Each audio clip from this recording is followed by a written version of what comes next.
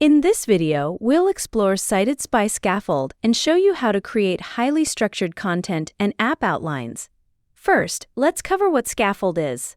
Scaffold is a feature designed to instantly generate foundational blueprints for your writing, rather than generating the full article for you. You can use it to build detailed content outlines for blogs and articles, or specific app and page outlines for your website architecture. Using these outlines for optimization allows you to secure a strategically optimized structure while keeping full control over writing the final copy yourself. To get started, navigate to your CitedSpy dashboard. From the left sidebar, click on Content. Next, click the New Content button and select the Scaffold-only option from the pop-up menu. You will be asked to choose your content type from the available drop-down list. Select the type of outline you need, then click Continue. After that, select a suitable prompt from your list to base your outline on, and click Build Scaffold. CitedSpy will process your request and generate your complete, structured outline.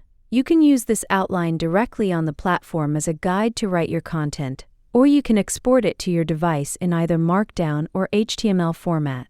And that's how you create content and app outlines using CitedSpy Scaffold. Thanks for watching. If you found this tutorial helpful, subscribe to the channel for more product guides and tutorials.